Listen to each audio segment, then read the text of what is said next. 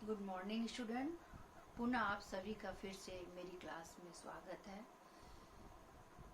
पुनः अब हम यूनिट 2 की कक्षाएं संचालित करने जा रहे हैं। यूनिट 2 के दौरान यूनिट 2 में कोर्स 6 की कक्षा सिलेबस के दौरान भारत में समाजशास्त्र का विकास कैसे, इसके अंतर्गत हम आज जानकारी लेंगे कि development of sociology in India. आज से कम हजारों वर्ष पहले जब दुनिया के अधिकांश निवासी अर्ध जंगली अवस्था में रहते थे, भारत में समाजशास्त्र का विकास कैसे हुआ इसकी जानकारी हम पहले समाजशास्त्र के अंतर्गत में लेंगे कि समाजशास्त्रीय आधार है क्या, हमारा समाज कैसे बना। तो हमारा सबसे पहले क्या था, अर्ध जंगली अवस्था में थे, बर्बर स्थिति में थे। पहले लोग जंगलों में घूमा करते थे एवं फल कंदराओं से अपने जीवन यापन, भोजन यापन करते थे।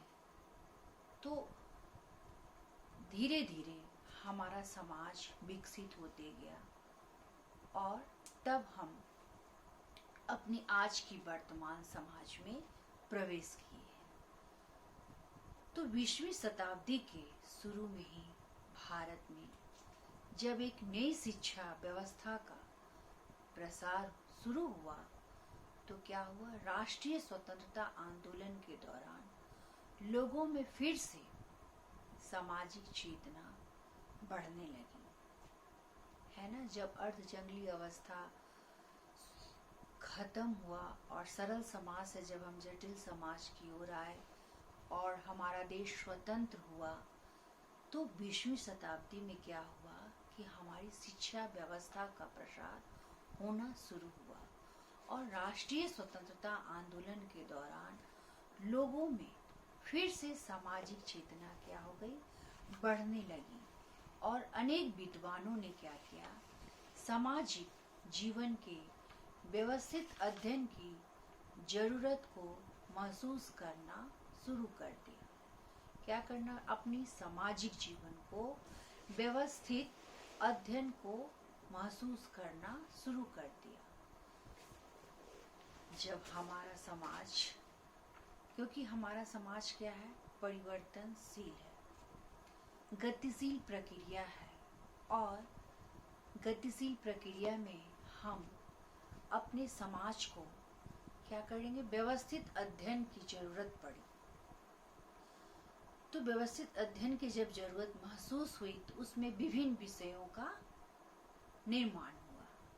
विभिन्न विषयों में क्या आ गया, सबसे मानव शास्त्र आ गया, अर्थशास्त्र की पढ़ाई शुरू हो गई, राजनीति शास्त्र की पढ़ाई शुरू हो गई, इतिहास की हो गई, भूगोल की हो गई और मनोविज्ञान की हो गई। जैसे विषयों की क्या हुई, प्रधानता मिली। इसके बाद सन 1919 में सबसे पहले बम्बई विश्वविद्यालय में समाजशास्त्र को एक अलग विभाग की स्थापना की गई तथा एक अंग्रेज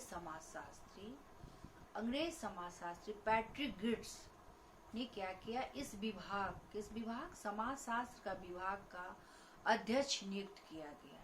इसके एक वर्ष के बाद ही सन 1920 में मैसूर विश्वविद्यालय के स्नातक स्तर पर समाजशास्त्र को एक अलग विषय घोषित कर दिया गया, एक ऐच्छिक विषय घोषित या मान्यता दे दी गई। तो इस तरह हमारा क्या हुआ, समाजशास्त्र विषय का निर्माण हुआ। तो शिक्षा के समाजशास्त्रीय आधार के अंतर्गत अब हम इसे देखेंगे कि शिक्षा में समाजशास्त्रीय आधार, शिक्षा के क्षेत्र में समाजशास्त्रीय आधार हमारा है क्या। तो 18वीं शताब्दी की अंतिम शताब्दी में शिक्षा के प्रति समाजशास्त्रीय चेतना आरंभ में हुई थी। एक विषय के रूप में शिक्षा समाजशास्त्र के विकास का क्रम क्या था? 3 चरणों में, 3 चरणों या अवस्थाओं से गुजरा था। 3 चरण क्या थे? पहला ये 1895 से 1945 तक, जिसमें शैक्षिक समाजशास्त्र के नाम से विकास हुआ। 1895 से 1945 तक इसमें शैक्षिक समाजशास्त्र के नाम का विकास हुआ। ये शैक्षिक समाजशास्त्र कैसा था? शैक्षिक तकनीकी थी, इसमें शोध थे, अनुसूची थी, साक्षात्कार थे, प्रश्नावली थी, और इसमें क्या है, विभिन्न शोध प्रारूपों के आधार पे हम शैक्षिक समाजशास्त्र का इसमें विकास करते थे। और दूसरा क्या है, 1945 से 1970 तक शिक्षा के समाजशास्त्र के नाम से विकास हुआ। और तीसरा क्या है, 1970 से अब तक शिक्षा का नया समाजशास्त्र न्यू सोशियोलॉजी ऑफ एजुकेशन के नाम से विकास किया गया।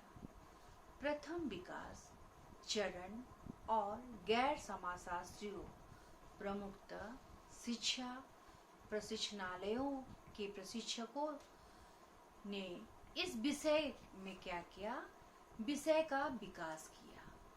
समाजशास्त्रियों प्रमुखतः शिक्षा प्रशिक्षणालयों, है ना, ट्रेनिंग के दौरान प्रशिक्षकों ने इस विषय का विकास किया। उनका प्रयास था कि शैक्षिक समाजशास्त्र शिक्षा शास्त्र की एक उपयोगी मिश्रित शाखा है। किसकी? शिक्षा शास्त्र की एक उपयोगी मिश्रित शाखा है, जिसमें क्या करना है, कक्षाओं में शिक्षण करने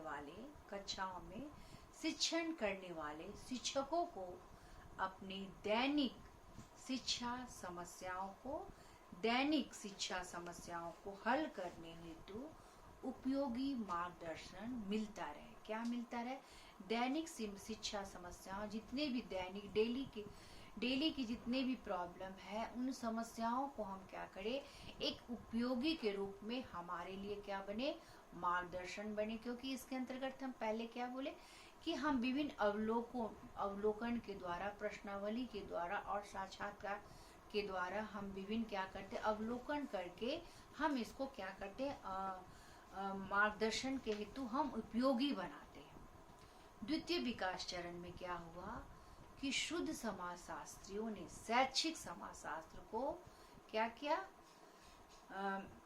अस्पष्ट एवं संकुचित एवं क्या किया, अस्पष्ट, संकुचित व गलत प्रकार की विषय बताया। किसको? द्वितीय विकास चरण में इसको क्या बताया, शैक्षिक समाजशास्त्र को, कि यह क्या है, अस्पष्ट है, संकट भरा है और असंकुचित है और गलत प्रकार का विषय बताया। उसके विरुद्ध आपत्ति उठाई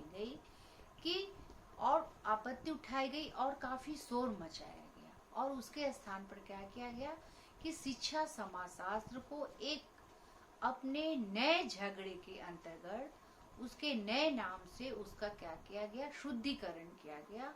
और शुद्धिकरण के बाद क्या किया गया, इसके पास जबरदस्त अभियान चलाया गया। और जब जबरदस्त अभियान चलाया गया तो इस प्रकार 1945 में शिक्षा के समाजशास्त्र सोशियोलॉजी ऑफ एजुकेशन चल रहा है। उसी के रूप में आज जब ये हमारे लिए शिक्षा का समाजशास्त्र कितना उपयोगी है और हर क्षेत्र में मार्गदर्शन के रूप में कार्य कर रहा है, तो उसके नाम पे अभियान से क्या हुआ, ये आगे कार्य इसका बढ़ा और उसी के बाद हमें इसे समाज में शिक्षा का समाजशास्त्र का उद्भव हो गया। तो शुद्ध समाजशास्त्र अनुशासन को ही एक महत्वपूर्ण शाखा मानते हैं और उसे उपयोगी या मिश्रित नहीं मानते। यह विकास चरण के नष्ट को समाप्त कर दिया गया और यह विकास चरण शुद्ध समाजशास्त्र की एक रचना है। इसे शिक्षा का परंपरागत समाजशास्त्र कहा जाता है। 1970 से शिक्षा के समाजशास्त्र में एक नया चरण क्या आया, 1970 से शिक्षा के समाजशास्त्र में एक नया चरण या मोड़ आया है। इसमें ऐसे कुछ विद्वानों ने जो दार्शनिक, अर्थशास्त्री और मनोवैज्ञानिक आदि थे, समाजशास्त्री नहीं थे। कौन कौन? इसमें दार्शनिक, अर्थशास्त्री और मनोवैज्ञानिक आदि थे। इन्होंने अपने अपने ढंग से शिक्षा और समाज को संबंधित नए ढंग से क्या किया, नए प्रकार से अध्ययन किया। अब हम आगे देखते हैं शैक्षिक समाजशास्त्र है क्या। तो शैक्षिक समाजशास्त्र, सबसे पहले ये जाने कि समाजशास्त्र अगस्त कॉन्टे ने ही समाजशास्त्र विषय का आविष्कार किया। इन्हें क्या है, समाजशास्त्र का जनक कहा जाता है। विज्ञानों की रानी किसे कहा जाता है? समाजशास्त्र को विज्ञानों की रानी। तो समाज के व्यक्तियों के पारस्परिक संबंधों का विज्ञान है कौन? समाजशास्त्र। समाजशास्त्र समाज के व्यक्तियों के पारस्परिक संबंधों के विज्ञान, पारस्परिक संबंधों के विज्ञान कहा जाता है, जो कि 1838 समाजशास्त्र का कब विकास हुआ? 1838 में। शुरू में ही समाजशास्त्र की रुचि शिक्षा के मामलों में नहीं थी। शुरू से ही समाजशास्त्री की रुचि क्या थी? शिक्षा के मामलों में नहीं थी। अतः उन्होंने इसमें कोई शोध, रिसर्च या लेखन का कार्य नहीं किया। समाजशास्त्र के अंतर्गत इन्होंने क्या किया? इसमें कोई शोध, रिसर्च या लेखन का कार्य नहीं किया। जब समाजशास्त्र विषय फैलकर अमेरिका में पहुंच गया तथा अमेरिका के कुछ शिक्षक, प्रशिक्षक का ध्यान आया कि इस नए सामाजिक विज्ञान की ओर आकर्षित हुआ, तो उन्होंने समाजशास्त्र के कुछ ही संप्रदाय जैसे समाजीकरण, संरचना, प्रकार्य आदि को शिक्षा संबंधी प्रसंगों को पढ़ाने में लागू करना आरंभ किया। 1895 में मिनेसोटा USA के नॉर्मल टीचर ट्रेनिंग स्कूल, जो राजस्थान के आजकल STAC व हमारे देश के D.Ed टीचर्स ट्रेनिंग संस्थाओं, समाजशास्त्रीय झुकाव का क्या हो गया, शैक्षिक पाठ्यक्रम आरंभ किया। उसके अगले वर्ष विनोबा भावे मिल्वाकी विस्कोसिन से ऐसे पाठ्यक्रम शिक्षण प्रशिक्षणालयों में शुरू किए गए। 1908 में कोलंबिया विश्वविद्यालय में शैक्षिक समाजशास्त्र नामक क्या हुआ, पाठ्यक्रम पढ़ाया जाने लगा। 1910 तक संयुक्त राज्य अमेरिका के लगभग 40 नॉर्मल स्कूलों में ऐसे पाठ्यक्रम प्रचलित हो गए। कितने में? 40 नॉर्मल स्कूलों में ऐसे पाठ्यक्रम प्रचलित हो गए। शैक्षिक समाजशास्त्र 1910 में समाजशास्त्र संयुक्त राज्य अमेरिका में लगभग क्या हो गया, 40 नॉर्मल स्कूलों में ऐसे पाठ्यक्रम प्रचलित हो गए और धीरे धीरे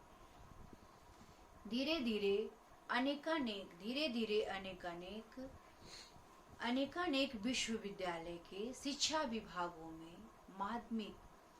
माध्यमिक स्तर के प्रशिक्षणार्थियों की शैक्षिक समाजशास्त्र पढ़ाया जाने लगा और धीरे धीरे जिसे क्या हो गई, प्रवृत्ति ब्रिटेन में हो गई, फ्रांस में हो गई और भारत जैसे देशों में भी फैल गई। शिक्षा का समाजशास्त्र, यह समाजशास्त्र की वह उपयुक्त शाखा है। शिक्षा समाजशास्त्र यह उपयुक्त शाखा है जो समाज और शिक्षा के परस्पर संबंधों का अध्ययन करती है। यह जो है उपयुक्त शाखा है जो समाज और शिक्षा के परस्पर संबंधों का अध्ययन करती है।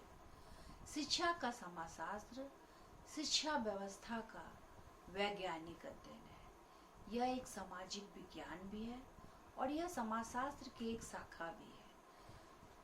तो शिक्षा समाजशास्त्र के अंतर्गत क्या है कि व्यवस्थित संबंधों का ये विज्ञान है, क्रमबद्ध है। इसमें क्या है कि एक निश्चित समूह में लोग क्या है गुथे रहते हैं और ये सामाजिक संबंधों का जाल भी है जिसमें शिक्षा समाजशास्त्र उसके अंतर्गत जुड़े रहते हैं। ये एक सामाजिक विज्ञान है जिसमें हम समाज के अंतर्गत क्या करते हैं, इन विभिन्न नियमों को हम सीखते हैं। अब हम आगे देखते हैं शिक्षा समाजशास्त्र की प्रकृति। यह एक सामाजिक विज्ञान है, यह समाजशास्त्र की भी एक शाखा है। यह वस्तुनिष्ठ है तथा सैद्धांतिक विषय है। यह वस्तुनिष्ठ है तथा क्या है, सैद्धांतिक है। यह अगस्त कॉन्टे के द्वारा प्रतिपादित पॉजिटिविज्म के दर्शन से प्रभावित है, क्योंकि यह कारण एवं परिणाम के संबंध को क्या करता है, परोक्षता है तथा वस्तुनिष्ठता पर आधारित है। यह कारण परिणाम के संबंध परोक्षता है तथा वस्तुनिष्ठता पर आधारित है। नेक्स्ट क्या है, यह समाज और शिक्षा के परस्पर संबंध का वैज्ञानिक अध्ययन करता है। इसका कार्य विश्लेषण करना मात्र है, व्यावहारिक सुझाव देना नहीं। इसका काम क्या है कि विश्लेषण करना मात्र है, व्यावहारिक सुझाव देना नहीं। शिक्षा समाजशास्त्र कारण का अध्ययन क्षेत्र। शिक्षा समाजशास्त्र कारण का अध्ययन क्षेत्र क्या है, बहुत विस्तृत होना चाहिए। शिक्षा पर समाज की संरचना, शिक्षा पर समाज की संरचना, सामाजिक सांस्कृतिक व्यवस्थाओं और परिस्थितियों तथा परिवर्तनों का जो कुछ भी प्रभाव पड़ता है तथा शिक्षा का समाज पर जो भी कुछ भी प्रभाव दिखलाई देना है, चाहे भूतकाल में हो, चाहे वर्तमान काल में हो या भविष्य काल में हो, ये सभी पक्ष शिक्षा समाजशास्त्र के विषय के क्षेत्र को क्या करते हैं, निर्धारण करते हैं। भूतकाल में समाज का क्या स्थिति है, सामाजिक व्यवस्था क्या है और क्या है, सामाजिक व्यवस्था और सामाजिक परिस्थिति और समाज, ये तीनों मिलके क्या देता है, शिक्षा। भूतकाल में भी, वर्तमान काल में भी और भविष्य काल में भी। अब हम आगे देखते हैं शिक्षा समाजशास्त्र का क्षेत्र। इसका क्षेत्र क्या है। शिक्षक तथा बालकों में पारस्परिक संबंध। शिक्षक तथा बालकों में, क्योंकि इसका क्षेत्र क्या है, व्यापक है, तो शिक्षक तथा बालकों में क्या है, पारस्परिक संबंध रहता है। और दूसरा क्या है, शिक्षक का समाज में क्या स्थान है। शिक्षक का समाज में स्थान, सामाजिक समस्याएं, आवश्यकताएं तथा प्रेरणाएं, समाज की छोटी इकाइयों तथा उनके आपसी संबंध, समाज की छोटी इकाइयों तथा उनके आपसी संबंध, समाज के जीवन का व्यक्ति तथा स्कूल पर पड़ने वाला प्रभाव, समाज के जीवन का व्यक्ति तथा स्कूल पर पड़ने वाला प्रभाव। नेक्स्ट क्या है, स्कूल के जनतांत्रिक भावना का विकास, स्कूल के जनतांत्रिक भावना का विकास। नेक्स्ट क्या है, व्यक्ति तथा समाज की प्रगति हेतु पाठ्यक्रम में आवश्यक परिवर्तन।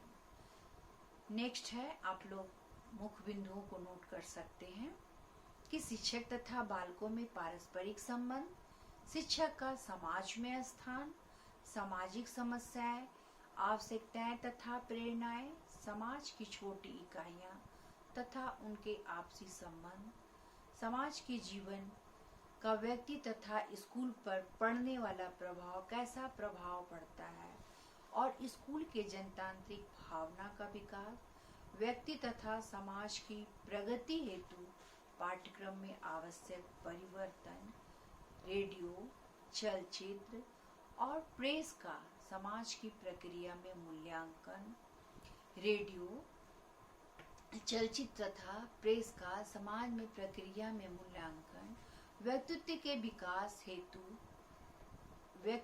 विकास हेतु शिक्षण पद्धतियों को निर्धारित करना। ठीक है, यहाँ तक। नेक्स्ट टॉपिक है इसी के अंतर्गत शैक्षिक समाजशास्त्र का शिक्षा पर प्रभाव, इम्पैक्ट ऑफ एजुकेशनल सोशियोलॉजी। क्या पड़ रहा है हमारे समाज पर, शिक्षा का कैसा प्रभाव पड़ रहा है। शैक्षिक समाजशास्त्र के प्रभाव से जनहित शिक्षा आंदोलन आरंभ हुआ। शैक्षिक समाजशास्त्र के प्रभाव से जनहित शिक्षा आंदोलन आरंभ हुआ। परिणाम स्वरूप बालकों को शिक्षित करने के लिए चारों ओर क्या खोले गए, सार्वजनिक स्कूल खोले गए, जिसके कारण हमारा शैक्षिक समाजशास्त्र जो है शिक्षा पर प्रभाव पड़ा। दूसरा क्या है, सार्वजनिक शिक्षा चर्च अथवा धर्म के चंगुल से निकलकर राज्य द्वारा निर्देशित होने लगी। सार्वजनिक शिक्षा क्या है, जहाँ सार्वजनिक शिक्षा चारों ओर जब खोले जाने लगे तो चर्च और धर्म के चंगुल से निकलकर राज्य के द्वारा निर्देशित होने लगी। और थर्ड क्या है, प्रौढ़ शिक्षा का भी आंदोलन आरंभ हुआ। जब हमारा यह शिक्षा व्यापक रूप से चारों तरफ फैल गया, सार्वजनिक शिक्षा बढ़ गई, तो ये क्या हो गया, प्रौढ़ शिक्षा का भी आंदोलन आरंभ हो गया। और बालकों को नेक्स्ट क्या है, बालकों को कारखाने में कार्य करने से रोकने के लिए शिशु शिक्षा आंदोलन आरंभ हुआ। बालकों को कारखाने में कार्य करने से रोकने के लिए शिशु शिक्षा आंदोलन आरंभ हुआ। यह आंदोलन फ्रांस से आरंभ हुआ तथा इंग्लैंड से होता हुआ अमेरिका तक जा पहुंचा। कहाँ, इंग्लैंड से होता हुआ अमेरिका तक जा पहुंचा। और इसका श्रेय रॉबर्ट ओवेन को है। इसका श्रेय किसे है, श्री रॉबर्ट ओवेन को है। नेक्स्ट पॉइंट क्या है, आधुनिक युग में विश्व के सभी प्रगतिशील देशों में टेक्निकल, कमर्शियल तथा एग्रीकल्चरल स्कूल शैक्षिक समाजशास्त्र के ही प्रभाव से क्या हुए, खोले जाने लगे। आधुनिक युग में विश्व के सभी प्रगतिशील देशों में टेक्निकल, कमर्शियल तथा एग्रीकल्चर स्कूल शैक्षिक समाजशास्त्र के ही प्रभाव से खोले जा रहे हैं। शैक्षिक समाजशास्त्र व्यक्ति अपने अवकाश का सदुपयोग करे। शैक्षिक समाजशास्त्र क्या करे, व्यक्ति अपने अवकाश का सदुपयोग करे और छोटे बालकों को पढ़ाने का उत्तरदायित्व क्या करे, बालकों के ऊपर ही छोड़ दे। छोटे बालकों को पढ़ने का उत्तरदायित्व बालकों के ऊपर ही छोड़ दे। चलिए आज यूनिट 2 का है ना पहला चैप्टर आज हम यहीं पे क्लोज करते हैं। इससे रिलेटेड हम कुछ क्वेश्चन आप लोग नोट कर सकते हैं कि समाजशास्त्र के जनक कौन थे, समाजशास्त्र विषय सबसे पहले कौन से विश्वविद्यालय में आरंभ हुई या कौन से विश्वविद्यालय में शुरू की गई, समाज है क्या, और समाजशास्त्री का भाग समाजशास्त्र विषय का अध्यक्ष किसे नियुक्त किया गया, ऐच्छिक विषय के रूप में इसे कहाँ पर सहायता मिली। इतना कहते हुए मैं क्लास से विदा लेती हूँ। फिर अगली क्लास में हम पुनः आप सभी से फिर मिलते हैं। अगर आपको ये टॉपिक अच्छा लगा हो तो लाइक करें एवं सब्सक्राइब करें।